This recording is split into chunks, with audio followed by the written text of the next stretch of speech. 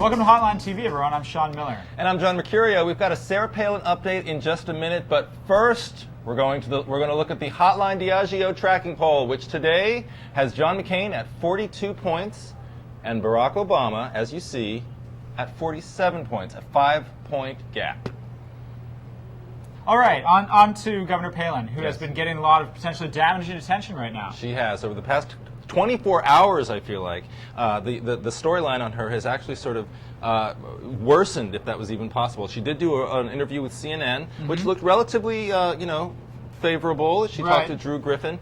But there were stories coming out, Politico reporting that the RNC is spending $150,000 on her clothes. The Associated Press reporting that she has billed the state of Alaska more than $20,000 to pay for her children's travel and other expenses, and then change the expense reports to make it look like official duty. Sean, tell us about that. Well, I was just going to say that this, with the situation in Alaska in terms of her children's travel, this is sort of another gray area where she's fallen into kind of an ethical question of whether or not it was authorized. The state of Alaska doesn't explicitly lay out that that the state cannot be billed for children's travel expenses. Okay. So on the one hand, the campaign is saying, well, the children were invited to these events, and therefore their travel is justified and their expense is justified.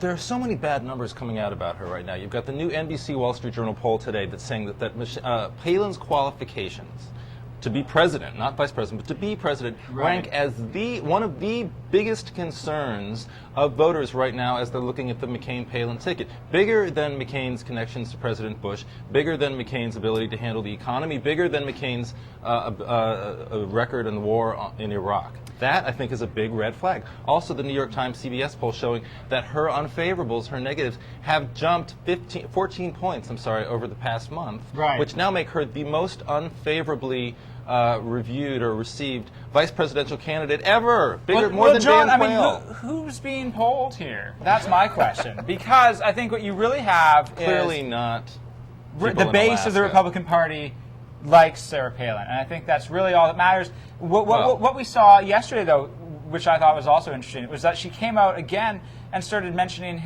Senator Hillary Clinton in her speech in Nevada, and talking about the glass ceiling again, and really sort of going after female voters in a way she hasn't done since early in the campaign. Yeah, I mean, I think, look, attacking Sarah Palin, doing a whole segment talking about how Sarah Palin is trouble for the ticket is a little bit, redundant. We've seen it all the time. We've seen it for the past couple of weeks. I think, frankly, the more important question right now, which is one that Drew Griffin tried to get to on CNN, is not about how it affects this ticket. It does look like the Republicans are going down to defeat next month for the White House. But I think the bigger question is Palin in 2012. And what sort of record and what sort of impression she leaves in 2008 for that race, which is clear she's already focused on. Right. And Washington Post.com, Saliza has come out with a column.